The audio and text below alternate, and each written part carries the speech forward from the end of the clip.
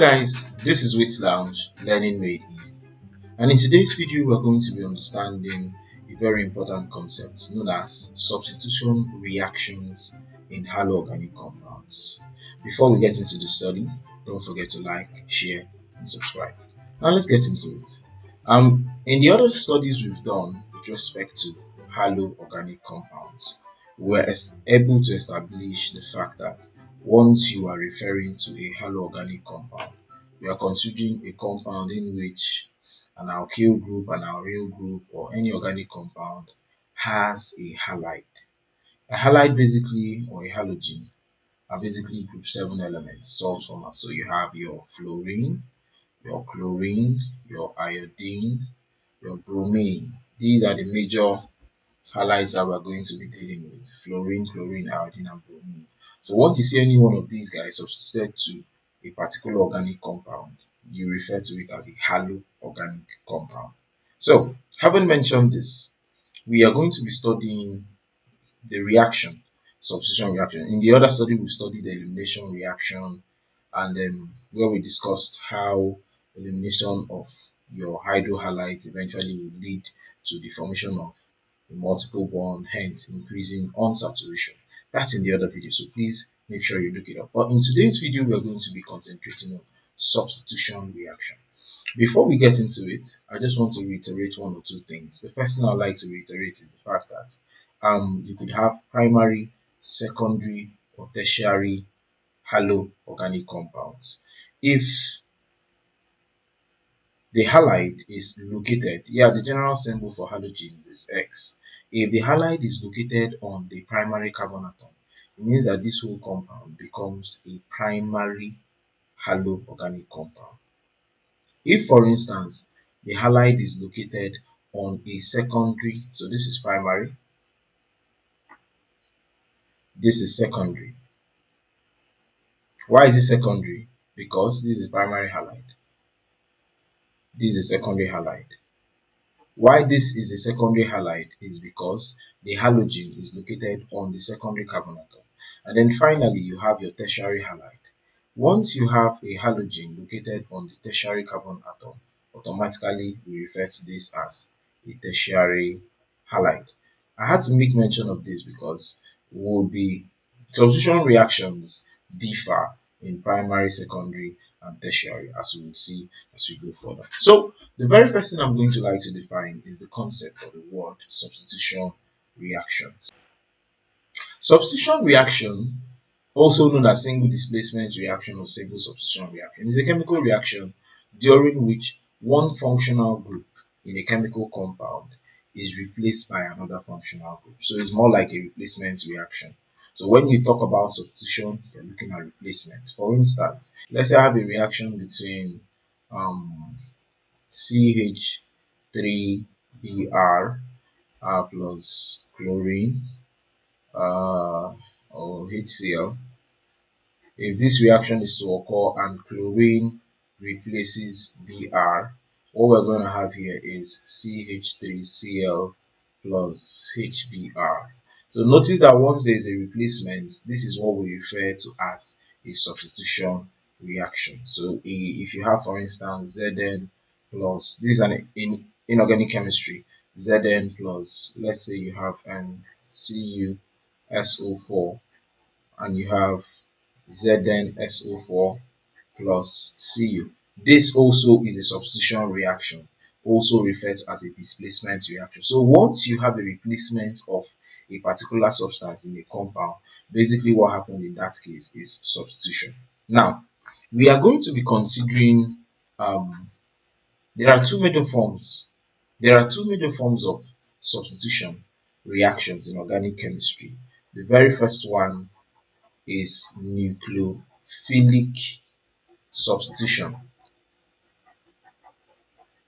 and the other is electrophilic substitution. Now, because this video is dealing with reactions or substitution of haloalkanes, we'll be dealing with the form of substitution that occurs in haloalkanes, and that is the nucleophilic substitution. So nucleophilic substitution occurs in haloalkanes. In our other study, we would come and discuss electrophilic substitution, which mostly occurs in your aromatic compounds. So we are going to discuss that. But for today, we are going to be concentrating on the nucleophilic substitution. Now, having said that, what is the nucleophilic substitution? Whenever you make mention of the term nucleophilic substitution, it is basically a fundamental class of reaction in which a nucleophile selectively bonds with or attacks the positive or partially positive charge on an atom or a group of atoms. Basically, it's when substitution, a nucleophile substitutes or replaces another guy. That's basically what it means in nucleophilic substitution, which means in electrophilic substitution is now where an electrophile is what is replacing the substance in the compound. So the question now is, what is a nucleophile? Because yes, you say nucleophilic and electrophilic. What is a nucleophile? Now, generally a nucleophile can be described as a chemical species that forms bonds by donating an electron pair. In other words, it is electron rich and attracted to positively or partially positive species. So let's describe this or help us understand this. Anytime you talk about a nucleophile, the first thing that should come to your mind when you hear nucleophile, let's split these two words together into two. I meant to say nucleus has the proton and it is positively charged. Then phile means love or affinity. What does that mean? A nucleophile is any compound or substance that has affinity for the positively charged nucleus. Nucleophile, nucleus, which contains the proton, is positively charged. Phile, love or affinity. So which means a nucleophile is simply any substance that has an affinity for a positively charged substance or a positively charged nucleus. You get the point basically. Now, having said that, according to the principles in physics about electric charges and currents, you will notice that positive will attract negative. So if this is a nucleophile, which means it is attracted to positive, hence it has to be negative. So the very first point you need to take note of about a nucleophile is that it is negative. It is a negatively charged substance or negatively charged particle. You get, that's the first thing. Now, for it to be negative, it has to be electron rich. It has to be electron rich. That means it has to have sufficient amount of electrons. And then basically the major thing in which the nucleophile does is that it gives or donates an electron pair. So there has to be at least one electron pair in every nucleophile, which would enable it to donate. So once you think about a nucleophile, it is a negative particle that has an affinity for any positive particle. A nucleophile is a negative particle that has an affinity for a positive particle. Okay, then finally, it is attracted to positive particles. So that's that basically about a nucleophile. So anytime you think about a nucleophile, you are considering a negative particle that has an affinity, negative particle that has an affinity for positive substances. So have that in mind. So it is negative, it has to be electron rich, it gives or donates an electron pair, and is attracted to the positive particles. These are the major points about a nucleophile. So just have that in mind that once I say a nucleophile, it has to be negative and is attracted to a positive. Nucleus is positively charged. Nucleophile meaning nucleus loving, positive loving, and anything that loves a positive charge has to be a negative charge. So that's that. Now, having said that, we are going to consider popular examples of nucleophiles.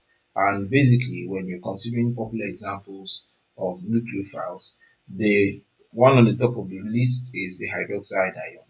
Yes, let's go back to our board so that we would just be highlighting some of the things. So the guy on top of the list is the hydroxide ion. has OH minus. You get. You notice that it's negatively charged, and definitely because of the oxygen, it has lone pairs of electron. Then the next guy on our list is the cyanide ion. The cyanide ion is basically Cn, carbon nitrogen bond together with a negative bond. The lone pair of electron is found on nitrogen, basically. Then you have your ethoxide ion and ammonia. So ethoxide ion is basically C2H5O with a negative charge, and then ammonia NH3. Now, so the lone pair of electrons would have to be found on nitrogen. So notice something about a nucleophile. It must possess a lone pair of electron. And then in most cases, it has to be negative. Before we get into describing those different forms of nucleophilic substitution, there are other terms that should be understood to help us understand the process of SN1 and SN2 mechanism. The very first thing that should be understood is what we refer to as the leaving group. The nucleophile attacks a weaker nucleophile, which it replaces. The replaced weaker nucleophile is known as the leaving group. Okay, see what I mean? Imagine, for instance, you have a, a reaction. Let me just put that up. Okay, imagine you have a reaction. Let's remove this. So let's say you have a particular compound, substance, CH3, and I have Cl, and then automatically OH minus decides to react with it. If OH replaces Cl here, we are going to have CH3OH, and then Cl minus will be on the loose. Now, notice, if a nucleophile is to replace a substance, that nucleophile has to be stronger than the existing one in the compound. So what basically happens is OH is a stronger nucleophile and replaces this weaker nucleophile. The weaker nucleophile that are left, which is this guy, is what we refer to as the leaving group. So it's just like literal. The nucleophile that was substituted or the replaced substance is the leaving group, basically. So once you're asked what is the leaving group, the leaving group simply describes the replaced substance in a particular substrate. Okay, so having mentioned that, we would have to go to the next term that must be understood. The next term that should be understood is the electrophile. Now, the part that is remaining after the leaving group is removed is known as the electrophile. So let's see what that means. Imagine, for instance, let's say we have our reaction here. This is the leaving group. Then this part that is remaining after Cl goes, that is before OH is attached, after Cl goes, which means this particular one or this part is what we are going to refer to now as our electrophile. So just have that in mind, that if a leaving group leaves a particular substrate, what is remaining after the leaving group is taken away is the electrophile. Then once you have an electrophile, the nucleophile will be attracted to an electrophile, and automatically you have a new substance formed. Now, the final thing I would like to say is that a combination of the electrophile and leaving group is collectively referred to as the substrate. So the substrate is more like the compound that you are supposed to perform the substitution reaction on, which is a combination of the electrophile and the leaving group. So have that in mind, that first of all, the leaving group is the substance that is replaced during the nucleophilic substitution. It is usually a weaker nucleophile. So once it's replaced, it goes out, and that is what is referred to as the leaving group. Now, after it leaves, what is remaining is referred to as an electrophile, which is eventually attracted to the nucleophile to form a new compound, basically. Now, having mentioned this, if I happen to consider the combination of the electrophile and the leaving group together initially before the reaction, these two things together are what we refer to as the substrate. Why I want you to have this in mind is because I'm going to be using these terminologies a lot during this particular class. Okay, let's see. So writing a general reaction, you find out that you would have blue for the electrophile attached to the leaving group, which is yellow, plus the nucleophile, which is red and is usually negative, And once that reaction occurs, the nucleophile replaces the living group. And then we now have blue. The electrophile is now attached to the nucleophile. And then we have that what is going to be living is the living group. Kicked out of the relationship, it's bad, you know. So have that in mind. Because this is a stronger nucleophile, it kicks the living group out, like literally. It's the living group. Okay, so which brings us to these things. R in this case is what we refer to as the electrophile. L is the living group. N is the nucleophile. And then I now told you that R attached to L is collectively referred to as the substrate. So the substance that is to be replaced, or the substance that is to be substituted, or the reaction, yeah, the compound that is to undergo substitution reaction is referred to as the substrate. Okay, having understood these terminologies, I think we can now get into the two major classes of nucleophilic substitution. There are two major classes of nucleophilic substitution, which are SN1 mechanism and SN2 mechanism. So have that in mind. There are two major classes of nucleophilic substitution. The first one is SN1 mechanism, and the second one is and the second one is SN2. So this is SN1 and SN2. Now, SN is simply a Hughes Ingold symbol. These are two different scientists, Edward Hughes and Christopher Ingold. They basically described these mechanisms. And this Hughes Ingold symbol, SN, simply means nucleophilic substitution. It's written as substitution nucleophilic, but just have in mind that SN is nucleophilic substitution, and it's a Hughes Ingold symbol for nucleophilic substitution.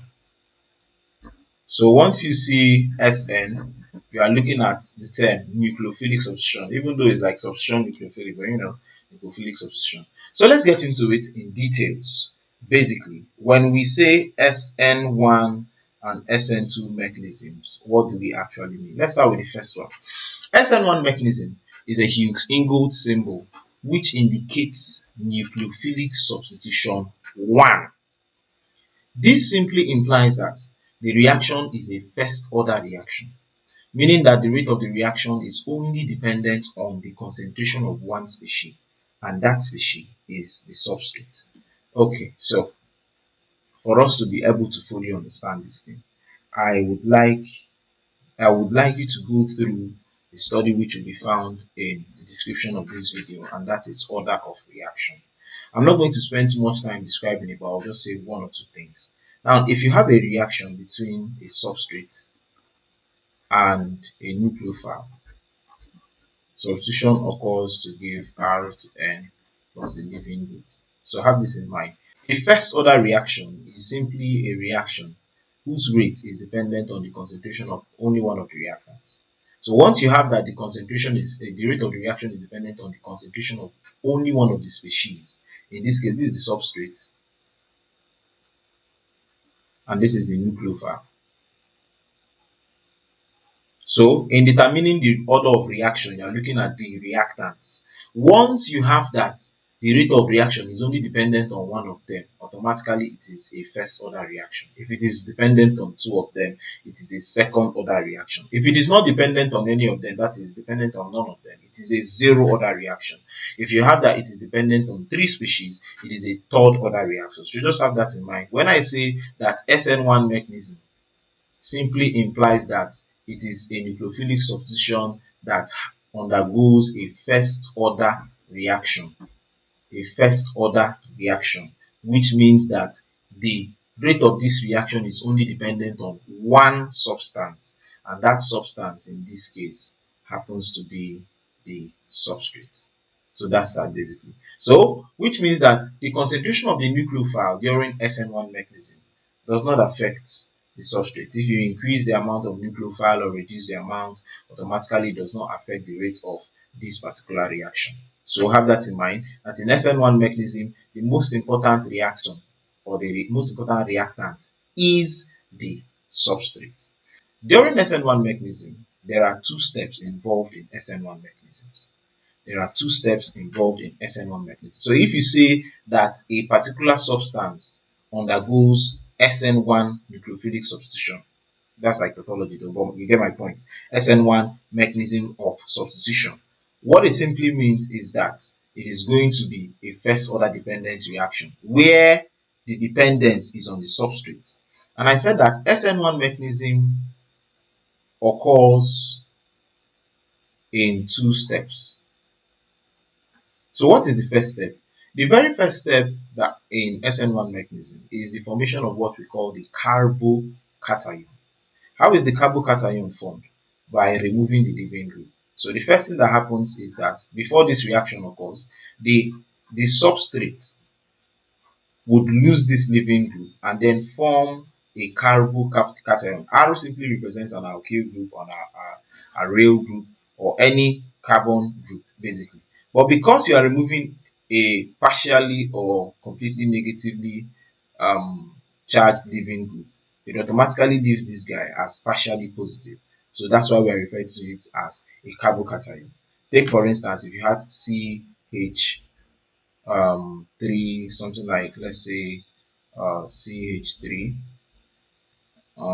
something like this. Imagine for instance you had something like this and you are replacing, automatically this becomes the leaving group.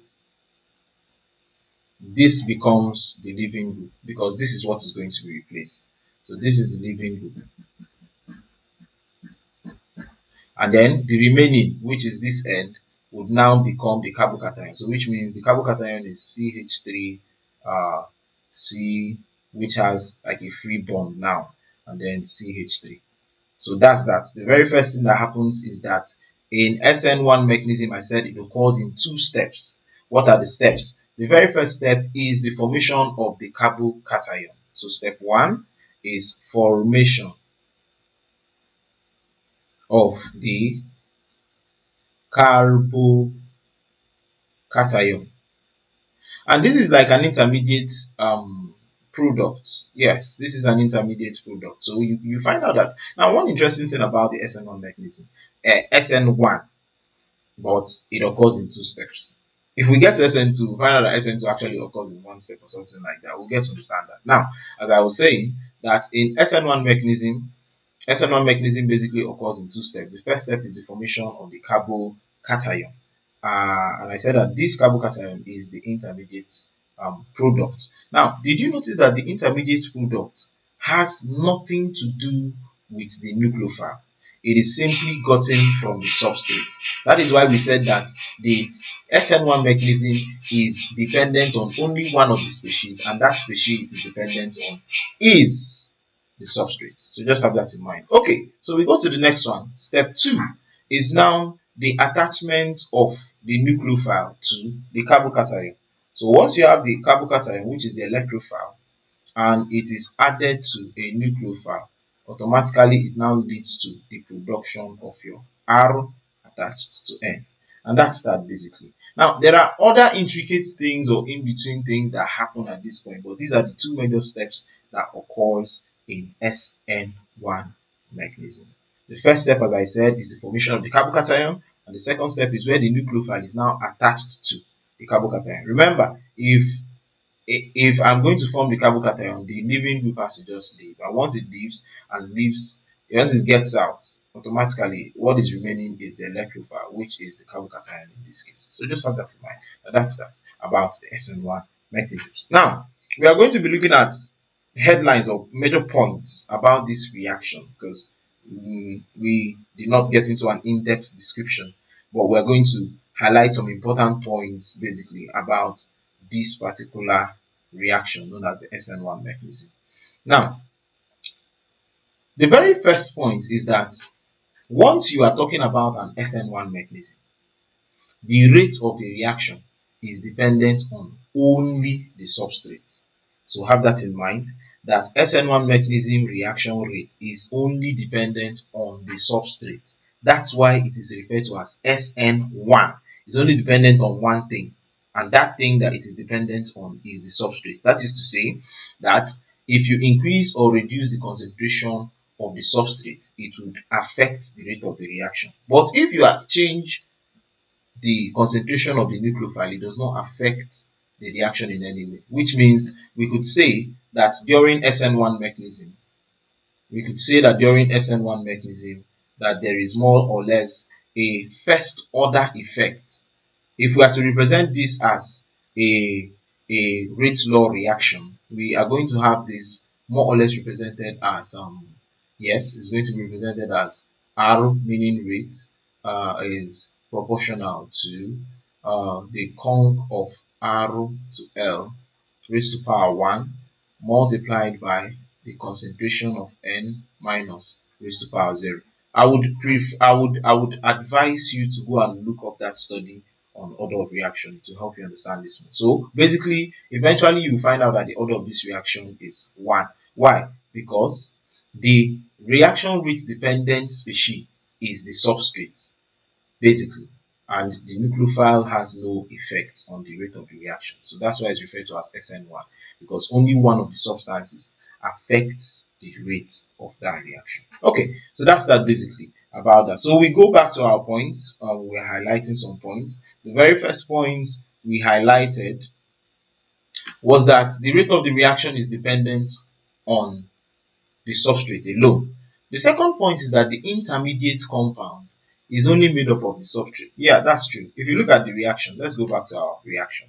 I told us that when this reaction occurs, that the first thing that happens is that the leaving group goes away and you have an intermediate substance produced, which is the carbocation. Notice that this intermediate is an extract of the substrate. It has nothing to do with the nucleophile. So that's the second point to note. I said that this is like the intermediate. Okay, so have that in mind that the intermediate is only gotten from the substrate. It has nothing to do with the nucleophile. That's the second major point to take note of in this particular SN1 mechanism. Okay, so the third point to note about SN1 mechanism is that the mechanism occurs in two different steps. Number one is the splitting of the substrate to carbocations and anion, and number two is attacking of the carbocation by the nucleophile, which I have said. Now, the first step is slow, while the second step is fast. Just have that in mind. These are like major points to note about it. Basically, we've described that. So we'll go to the next one. Number 4 is that the nucleophilic attack during SN1 can occur from either side of the carbon carrying the leaving group because it has an sp2 hybridization. That is to say, when the carbocation is formed, the form of hybridization found in the carbon possessing the charge, or the carbon that used to carry the leaving group, becomes sp2 hybridization. Because of that, automatically you can have an attack from either side of the carbon carrying the leaving group. Okay, let's just explain this further. Now, one of the things that will help us understand this particular reaction, as I said, in SN1 mechanism, nucleophilic attack occurs from either side of the carbon. So you can have it from one angle or from the other angle. Let's remove this and then use a particular compound to explain this. Okay, so imagine we had this compound. Let's say we had, yes, let's say we had bromine here, basically. Now, this is a carbon atom. Okay, let me just highlight the carbon atoms. Okay, bromine. So this is a carbon atom here, a carbon atom here, a carbon atom here, and a carbon atom here. Now, based on this, we'll notice that this is a secondary haloalkane. I'll get to explain that secondary haloalkanes can undergo both SN1 mechanism and SN2 nucleophilic substitution. We'll get to describe that. Now, back to what I was saying, that this particular carbon, now, if it is to lose its leaving group, we'll find out that this would, the first step, we will now have carbon, carbon, carbon. Remember that this particular carbon will now have a bond that is free because bromine would leave and become negatively charged. Now, the point about this is that whenever the nucleophilic group is to attack, okay, so let's put this carbon, okay, so remember that you have a free bond here. Okay, so whenever a nucleophilic group is to attack, the basic point about it, okay, let me just use a different color for this nucleophilic group so it's good to avoid confusion. So the general principle or the basic point here is that this nucleophilic group might decide to attach itself here. That is, this bond will be attached on this side of the chain, or it will decide to come from this angle. So which means you are likely to have two products. Let's find out the two products. The two products you are likely to have are going to be C, C, C, and C. And then instead of this bond, okay, we could say that this bond is on this side. So this bond now attaches to the nucleophile from this side. Or we could have that it would react and attach from the other side. So let's have C, C, C, and C. And then instead of the nucleophile attacking from this side, the nucleophile decides to attack from this side. So if it attacks from that side, what we're going to have is the bond formed here, basically. So automatically you find out that you have two different substances formed. Now, this is what we refer to as racemization. So what is racemization? Racemization is basically the process of producing a racemic mixture. Okay, for those of you that have not done isomerism, this is going to be a very big issue for you. You get, but I'm going to say a little thing about isomerism before I continue. What must I say about isomerism? Now, the very first thing you need to note about isomerism is that there are two big or two major classes of isomerism.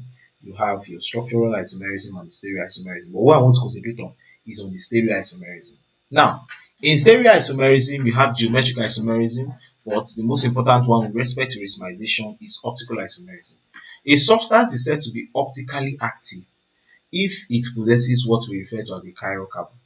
A chiral carbon atom is a carbon atom that is attached to four different things. Once it is attached to four different things, it is referred to as a chiral carbon. And once there is a chiral carbon, automatically the substance becomes optically active. As I said, I'm not going to be concentrating or discussing optical isomerism here. The link to the complete study on optical isomerism will be found in the description of this video. So just go and look it up. But I'm just saying that once you say a substance is optically active, it simply means that it possesses what we refer to as a chiral carbon. Now, there are two forms of optical isomerism. And the two forms of optical isomerism are the level rotary isomerism and the dextro-rotary isomerism, which leads to the production of your level enantiomers and dextro enantiomers. Level simply means left. Dextro simply means right. So have that in mind, level enantiomers and dextro enantiomers. And that's actually what happens in this case. So racemization basically occurs when you have an equimolar mixture of a level enantiomer and a dextro enantiomer. That's basically what I'm trying to say. So whenever you say racemization is simply the process of producing a racemic mixture. A racemic mixture is basically described as a mixture that contains equimolar portions of your level enantiomer and your dextro enantiomer. So as I said, the ability of the carbocation to be attacked from both sides in SN1 mechanism is what leads to the formation of this racemic mixture. And a racemic mixture is an equimolar mixture of left and right-handed enantiomers, that is, level enantiomers and dextro enantiomers, which is exactly what happens here. So you have that, once you have that this SN1 I said SN1 allows us, or allows the substance, such that the nucleophile can attack from either of the sides, either from here or this other side. Because of this, automatically it leads to racemization, and the racemization will lead to what we call, or the production of what we call, a racemic mixture. So the implication is that this is going to be, if this is 50% of this guy, this is going to be 50% of this guy. So just have that in mind. Now, this is going to be the right or dextro, while this is going to be the left or level. So just have that in mind. The dextro simply means clockwise. The level simply means anti-clockwise. So if you notice, this is going in this direction, while this is going in the opposite direction. So if you happen to straighten this all up, you find out that this is going to be facing the right, while this is going to be facing the left, basically. But the point about the racemic mixture is this, that if you have 50% of dextro and 50% of level, automatically it cancels optical activity. That's the whole point about racemization. Racemization leads to removal of optical activity. Take for instance that this guy is optically active. It is optically active because initially it had bromine on this side, which is the right side. You get. So this is a dextro enantiomer. Originally, it was a dextro enantiomer because the bromine is on the right side. You get. However, when racemization occurs, you now have half product as dextro and half as level. And when you have dextro and level half, automatically it cancels out. It's just like when you have +1 and you have plus -1. +1 plus -1 will give you 0. So when you have equimolar, 50% of positive, see it like that, and 50% of negative will give you 0. But in this case, it's not negative and positive, it is left, which is level, and right, which is dextro. So that's that about racemization. We could consider an example to help us understand this. Let's look at this example on the screen. Let me put it up so everybody can see it. A racemization equation. It's more or less practically the same thing as we did, but let's apply it to an actual substitution reaction that occurs, and then look at the name. Okay, so let's go back to our board. Let's wipe everything off so that we can easily work with that. Okay, so if you look at the question on the screen, the question on the screen is an SN1 mechanism reaction. And you will notice that the compound involved in this case is 1, 2, 3, 4, 5, 6. This is going to be so this is 1, 2, 3. So 3 bromo, 3 methyl hexane. That is the name of this compound. Okay, let me draw it out. Basically, we have here is the methyl group CH3, and then here we have the bromine group, which is going to be the leaving group. Remember that in haloalkane or halo organic compound substitution, what is being substituted is the halide or the halogen. So the halogen is usually the leaving group whenever you are dealing with a substitution reaction for your halo organic compounds. Okay, so this is going to be the leaving group. Now, that's that. Now, I would like to say that this is what we refer to as the skeletal structure. Skeletal structure is characterized by the fact that every end and junction has a carbon atom. This is an end carbon, this is a junction carbon, this is a junction carbon, this is a junction carbon, this is a junction carbon, this is a junction carbon. So if we are looking at this compound, this is 1, 2, 3, 4, 5, 6. And the name of this compound, this is giving them locants. This is number 1, number 2, number 3, number 4, number 5, and number 6. Now, a brief study on naming would also, the link to a brief study on naming is also going to be found in the description of this video. So do look it up if you don't understand how to name. We're not going to discuss it in this one. So the name of this compound is going to be 3 bromo 3 methyl hexane. Now, this particular substance is optically active. Why is it optically active? it contains a chiral carbon. I told you the chiral carbon is a carbon atom that contains 4 different things attached to it. Let's find out those 4 things. On this side, it has methyl attached to it. On this side, it has 2 carbons, which is ethyl. That is on this other bond here. This is ethyl. 2 carbon attachment is ethyl. 1 carbon is methyl. So it has methyl, ethyl. This is bromine attached on this side. So methyl. Then this is 1, 2, 3. This is propyl. So you notice that this particular carbon atom, carbon number 3, is optically active. Why is it optically active? It is attached to 4 different things. As I said, go and look up our study, the study on optical activity, which is going to be found in the description of this video. So this carbon atom is optically active. Why is it optically active? It is attached to 4 different groups. And because it is optically active, it is what we refer to as an enantiomer. Now, in this case, let us assume that this particular compound is a level enantiomer. Let's say it is a level enantiomer because the bromine is like on the left side or something. So let's say this is a level enantiomer. Now, another way to represent a level enantiomer,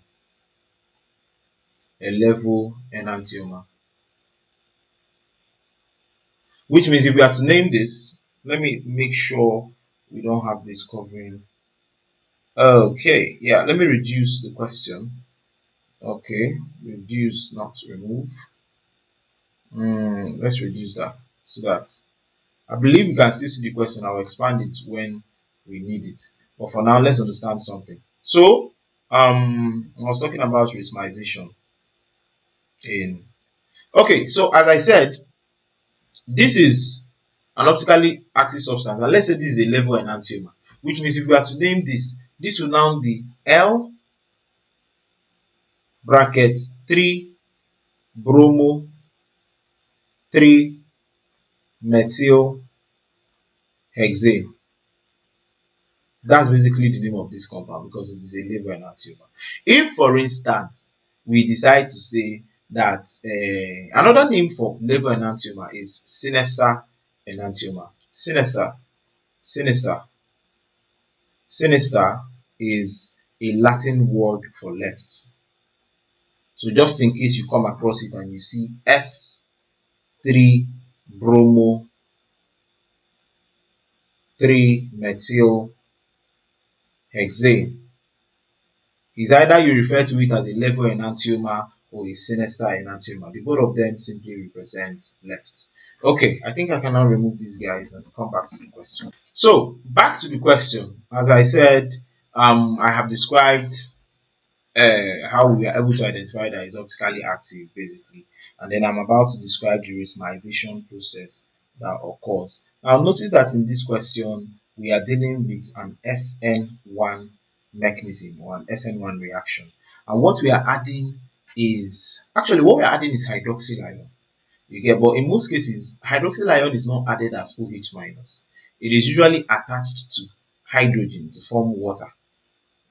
You get, and so whenever it's time for the reaction to occur, the water splits into hydrogen and OH, and the OH now attacks the bromine and replaces it, basically, and that's what happens. Okay, now having said that, you will now notice that it will lead to the production, as I said, in that question. As you can see, we have water, but what basically happens here is that water splits into H plus and OH minus, and the OH minus, being the nucleophile, will decide to attack.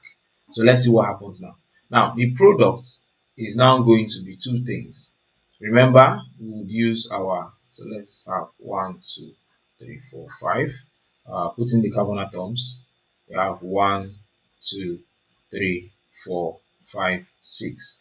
Remember that bromine has actually left, and this guy is supposed to replace bromine. The OH is supposed to replace bromine here. Okay, now it can occur in 2 ways. It can replace on this side or decide to switch where CH3 goes to the other side and then the OH is here. See what I mean?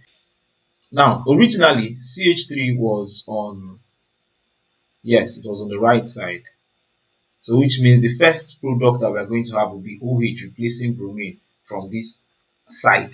If OH is to replace bromine from that side, introducing our OH here, we are going to have OH. And that's that now. Now notice that OH is on the left side, which means you have a level enantiomer here. Okay. Now the other products that can be formed is a situation where OH is now on the right side. Okay, let's fill in our carbon atoms. So this is carbon, carbon, carbon, carbon, carbon, carbon, and then yes. Now instead of CH3 staying in this side, automatically CH3 goes to the left while the OH attacks from the right. So you have that this is a level because optically active turns it towards the right. Now, if we are to name this compound, as I said, the principles of naming compounds will be found as a link in the description of this particular video. Now, if we are to name these products, you will notice that the first product has OH on the left side. So we will assume this to be a level enantiomer. You get. So naming this compound, this is basically 3-methylhexane 3-ol. But because it has an optical activity turning towards the left, let's assume that the OH determines that. For now, we will discuss it in details when you consider the video in optical isomerism. So this is going to be a level. Level is towards the left, dextro is towards the right. So another term for level is sinister. In this particular equation, you notice that instead of using the level, they use the sinister. So we're going to use that. So this is going to be S meaning sinister, sinister 3-methylhexane 3-ol. Automatically, which means that it turns the plane of a polarized light towards the left. I said sinister, sinister, sinister is the Latin word for left. And the other term that can be used in place of sinister is level. So have that in mind. The both of them mean left. So if you don't see S this, you could see L 3-methylhexane 3-ol. Okay, so let's put the name of this other guy down. And if you notice, the OH is on the right side, so it's probably going to turn the plane of the polarized light towards the right. So in this case, we are going to have the term for right is rectus. The Latin term for right is rectus or dextro. So let's use rectus. So this is going to be R 3-methylhexane 3-ol or D 3-methylhexane 3-ol. So notice something. 1 mole is produced here, 1 mole is produced here, meaning that their moles are equal. And once you have an equimolar mixture of a dextro and a level enantiomer, you have this referred to as a racemic mixture. What we are going to call this is a racemic mixture. Once you have that, there is an equimolar solution of a dextro and a level enantiomer. We would call this a racemic mixture. Now, the idea behind racemization is that because you now have equimolar versions of both the left and the left cancels the right and it makes this mixture to be optically inactive.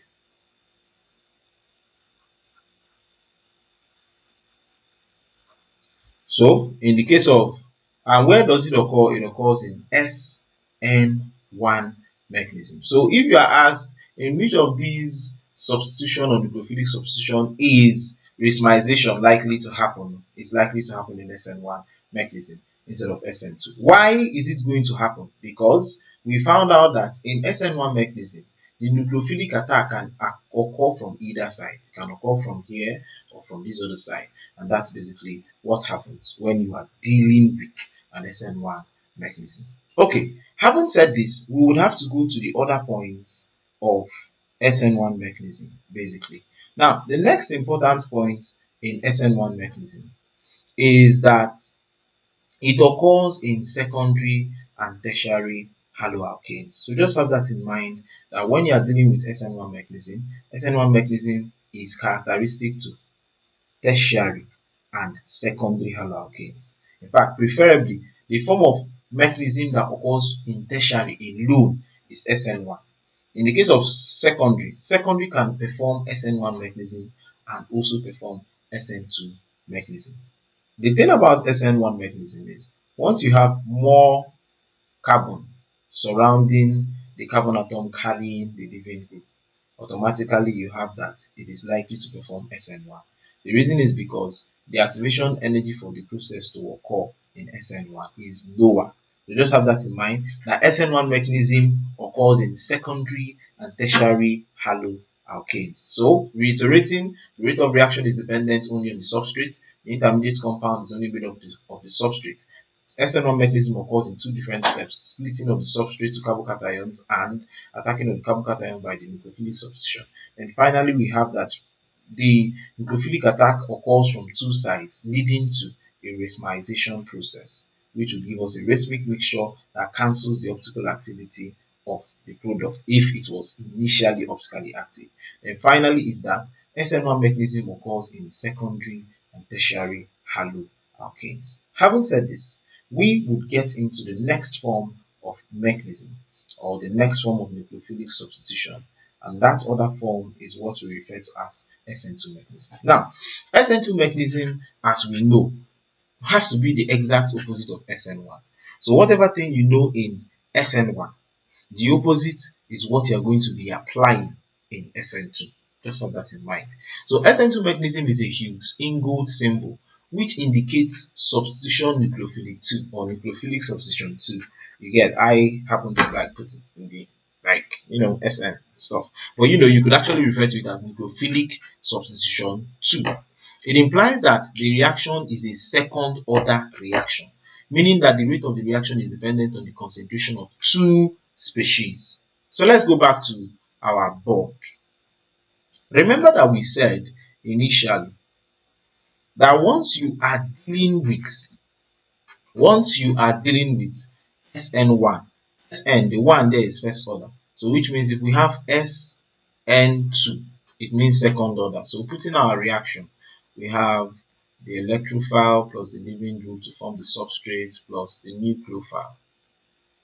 nucleophile reacting to give the electrophile plus the nucleophile in this case, forming a bond while the leaving group stays out separate. So that's that basically. Now in SN2 mechanism, it simply implies that this particular substrate and this nucleophile will affect the reaction. Two things have to affect it, which means if I'm to write the rate reaction for this particular process, it's going to be R is going to be proportional to the concentration of RL raised to power 1 multiplied by the concentration of N raised to power 1. If you are looking for the order of this reaction, is 1 plus 1, which is going to give us 2. As I said, please look up the study on order of reaction. The link to the study is going to be found in the description of this video. So have that in mind. SN2 simply means that the reaction is a second order reaction, meaning that the two species, which are the substrate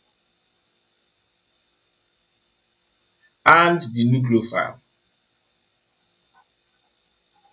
are going to be involved in determining the rate of the reaction. Okay, so let's get into that. Now, SN2 mechanism basically occurs in, will I say, one step. You get, SN1 occurs in two steps, but SN2 mechanism relatively will be said to occur in one step. Why? The attacking of the nucleophile occurs simultaneously as the removal of the leaving group. In SN1, the leaving group would have to leave first before the nucleophile attacks. But in SN2, the nucleophile attacks simultaneously as the leaving group is going away. And because of that, you will find out that the nucleophile can only attack from one side, and that is the opposite side, from the rear end. So which means anytime that you have an SN2 nucleophilic substitution, the nucleophile can only attack from one side, which means that in SN2, a racemic mixture will not be formed. Why? Racemic mixtures are formed if the nucleophile can attack from either side. So as I said, in SN2, nucleophile can only attack from one side. So instead of a racemic mixture, what you are going to have is what we refer to as Walden's inversion. We'll discuss this in details. Now let's continue. So if we are to put up a reaction for this, the first or the step how it occurs is you have, I told you it occurs in one step. R, which used to have L. Okay, imagine the L is on this side. So let's say RL. Uh-huh. Okay, let's as I said, SN2 mechanism occurs in one step, which implies that as the L, the leaving group, is going away from the substrate, the nucleophile attacks from the opposite end and attaches to it. So basically, this is what happens. Now, notice something, that the intermediate group is now made up of what? Is made up of the substrate as well as the nucleophile. So have that in mind, that when you have SN2 mechanism, the intermediate group, as I said, N is attacking from the rear end as L is leaving, which means that the intermediate group has both the N, the R, and the L, because this L has not fully left. The leaving coincides with the attachment, and these things occur simultaneously. Hence, this intermediate group is made up of both the substrate and the nucleophile. Unlike that of the SN1, where R has to release L and form the carbocation before you have a second step where the nucleophile now attacks. In this case, the nucleophile attacks simultaneously as the leaving group is going away, and that is what we refer to as SN2. So remember that it is dependent on two species. That is why the intermediate is both made up of the nucleophile and the substrate. So have that in mind. Now, let's look at some major points about the SN2 mechanism. Okay, so the very first point about the SN2 mechanism is that the rate of the reaction is dependent on both the substrate and the nucleophile. That is to say, their concentrations, the concentration of the substrate and the nucleophile affects the rate of the reaction. That is why it is referred to as a second order. It is dependent on two species. We go to the next one. The next one is that the intermediate compound is made up of two things, exactly as I show you in the study. Is made up of, one part is from the substrate while the other part is from the nucleophile. As I said, the attacking of the nucleophile occurs simultaneously as the leaving group is moving away. So this is the intermediate compound formed, basically, which is consisting of the substrate and the nucleophile. Now, the third guy is that attacking of the substrate by the nucleophile and removal of the leaving group occurs simultaneously, which we just mentioned. And then number 4, the nucleophile always attacks from the rear end. When I say the rear end, the end opposite to the end of the leaving group of the substrate. So what does this mean? It means that if the leaving group is on the left side, the nucleophile will have to attack from the right side. Which means if the leaving group is on the right side, the nucleophile will have to attack from the left side. So it attacks from the opposite end, as we can see. It attacks from the opposite end. Here we have the nucleophilic. Why the nucleophile is attacking from this left side is because the leaving group is on the right side. Which means if I had an arrangement where I have L attached to R, I would have that my nucleophile will now attack from this side, basically. So that's basically how it happens. The nucleophile only attacks from the end opposite to the side of the leaving group. If the leaving group is here, the nucleophile attacks from this side. While if the leaving group is on this side, the nucleophile attacks from the other side. Now, this form of attack leads to what we call the Walden's inversion. Let me explain the Walden's inversion. So let's consider this. This might help us understand this. Now, imagine you have a vehicle, and that vehicle tends to collide with a pole that was more or less in this direction. Now, notice that when this vehicle hits this pole at this point, automatically the direction of whatever pole or structure should actually change as a result of the impact and bend in this way. You get, it hits, it was like this, the car hits it, automatically it should change direction and then bend in this direction as a result of the collision. You get, you have a plain wall, a car hits it, automatically the wall bends inside or changes its state.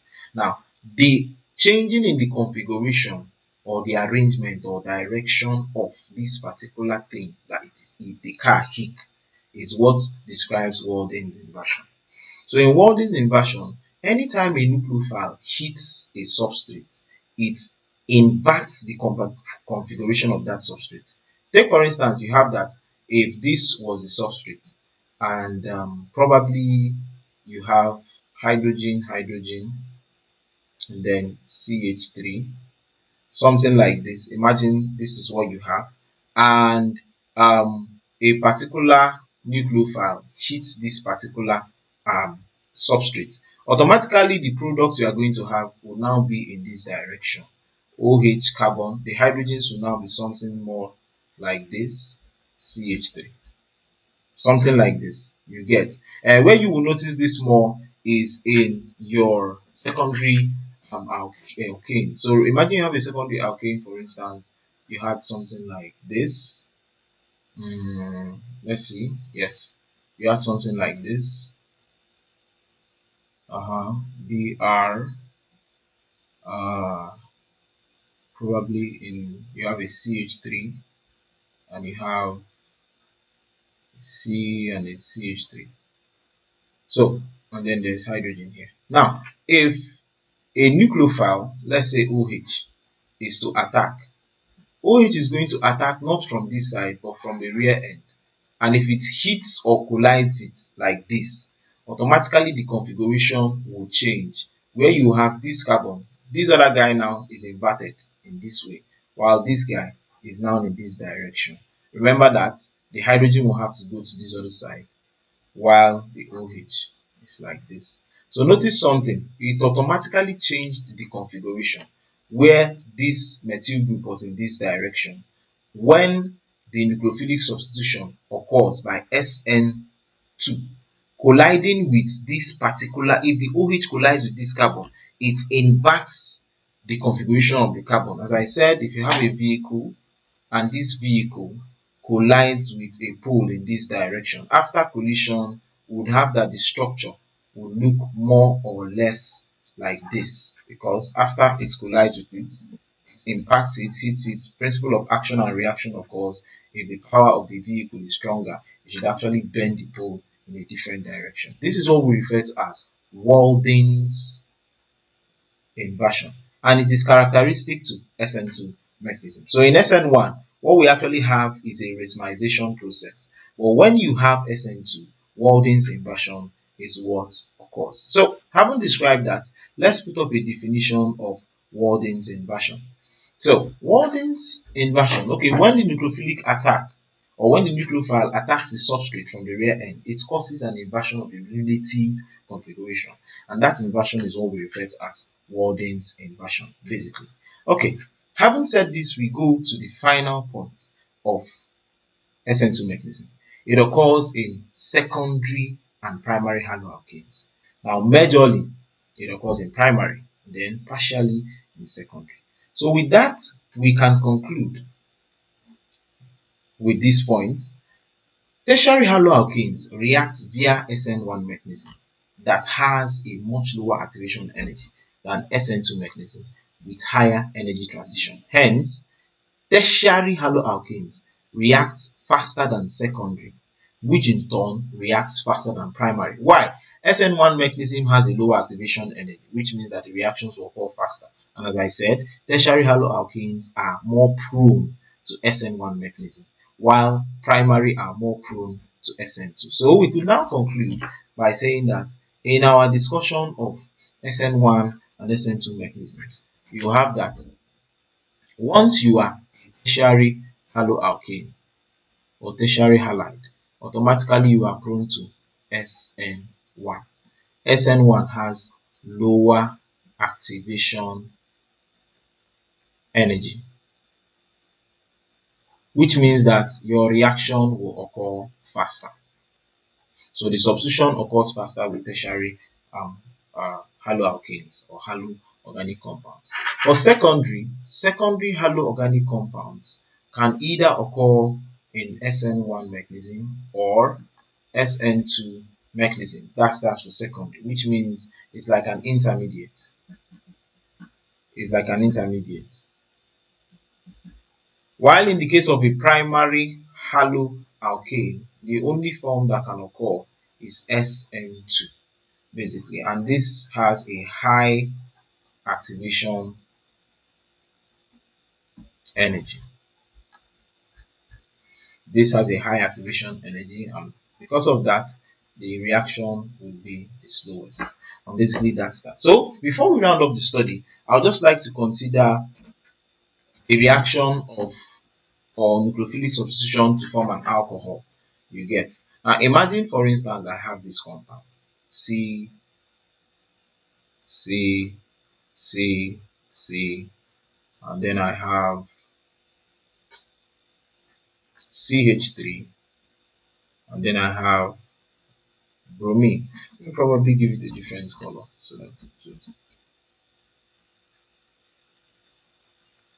Now, and I'm reacting this with. Now, in most cases, when you are supposed to have a nucleophilic substitution, let's say the cyanide ion, I want to get a nitrile from it.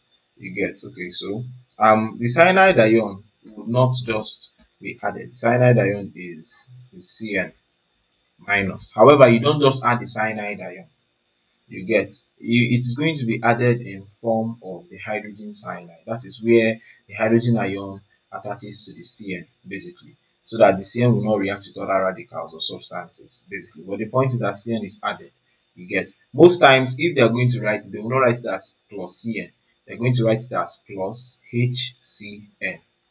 In the case of OH, it's going to be written as plus water, because you have that this water was split to hydrogen plus OH minus. If you want to produce an amine, when you are dealing with an amine, instead of writing NH2, it will be written as ammonia.